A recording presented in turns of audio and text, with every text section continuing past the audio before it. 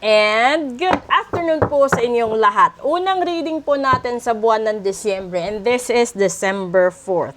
Hindi ho ako nag-read nung December 1, 2, and 3 kasi hindi po maganda dahil yung 3 nagkataon first Tuesday. Kaya para po yun sa mga hindi magagandang gawain yung address. Yun ngayon, doon sa sumali sa live ko kagabi, at sa nagpa-ritual, at sa nagpa-reading, at sa nagpa-cleansing, maraming salamat po. At ito yung healthy reading natin, episode 031. So, tignan natin yung estado ng kalusugan ninyo right after first Tuesday. Okay? Ay, Diyos mio, bakit ganito? Air signs, kalimitan, wala, nadadama yung kalusugan ninyo dahil nasasaktan kayo. Ito yung, kung ihahalin tulad natin ito sa physical situation ng kalusugan. Ito yung impact ng tao, kalimitan puso, sakit sa puso. Dahil sa mga maraming dinadalang problema, literal kasi yung mga tao hindi naman talaga nagkakasakit dahil lang sa nahawa sila. Yung mga tao, hindi nila nalalaman na sa sobrang pagod, sa sobrang stress, sa sobrang pag-iisip, at nagkakaroon ito na naiipon hanggang sa yung mga natutulog na sakit sa katawan natin ay napupukaw. So, kailangan ho, kung ito naman ay dahil sa bigo kayo sa pag-ibig or bigo kayo sa pangarap ninyo na iahon yung pamilya ninyo sa kahirapan, iahon ang sarili ninyo, kung ano man yung kabiguan na nararamdaman ninyo ngayon, no? Tanggapin nyo na lang yung katotohanan. Kasi yun yung pinakamadali na solusyon kaysa ipagpilitan mo pa yung mga bagay-bagay na hindi na talaga masusolusyonan. Maliban na lang, no? Kung ito'y usapin sa pag-ibig, kung ginayuma ang mahal mo. At maliban doon, kung nagkasakit ka dahil ikaw yung binarang para masolo niya ang mahal mo. Yun lang yung mga hindi magagandang gawain doon. So kung nandito kayo sa ganitong state, kailangan nyo talagang ipatanggal. Kasi yung pwede lang naman tanggalin ng ritual is yung gawa ng tao.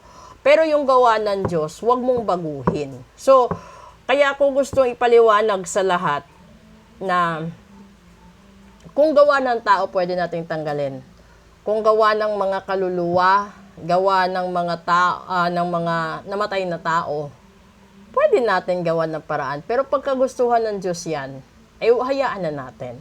Yun yung sinasabi ko sa clients. Kasi yung ibang clients ko, sinasabihan ko, kapag natural yan, natural na sakit, i-undergo mo na lang sa literal na gamutan, 'di ba? Pero kung sakit na dulot ng kapwa-tao o ng kalaban mo sa negosyo, mahal mo sa buhay or karibal mo sa buhay or mga naiinggit sa iyo. Yun kasi hindi mo alam yun 'di ba? Kung ikaw yung tipo ng tao na yung success mo is paunti-unti, meron din naman yung mga tao kasi maliit o malaki man yung success mo sa buhay, kung ayaw nila sa'yo, ayaw talaga nila sa'yo. And then, meron ding iba, bitter na talaga, na maghahanap sila ng paraan para mawala ka sa landas nila. At ito yun, di ba? Nagkakaroon ng heart attack yung iba, hypertension yung iba cardiac na talaga.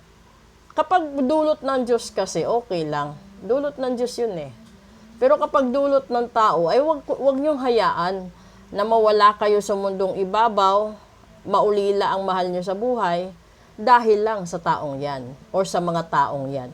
So, ito yung lagi kong ina-advise sa inyo, na idaan nyo muna sa full private reading, para alam nyo kung ano gagawin sa buhay. Kasi, pero kung dati nyo nang alam na may barang kulam sumpa kayo or gayuma, then you have to make some actions. Kasi, hindi natin tansyado yung mga tao, lalong-lalo na ngayon, syempre yung iba tatanggap ng 13 month. Paano kung yung kalaban mo, yun yung hinihintay, yung 13 month niya para matapos niya, yung pinagawa niya laban sa'yo.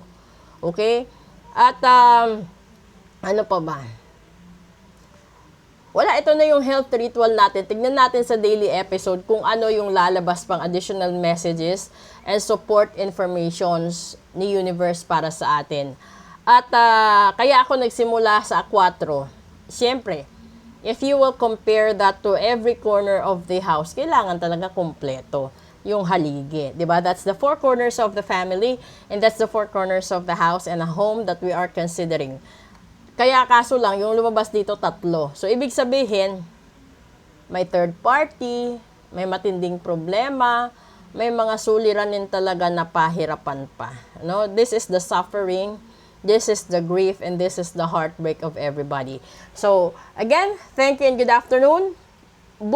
Kung magbubook kayo ng full private reading, cleansing, etc., let me know. And then, maraming salamat po. Proceed tayo sa daily episode.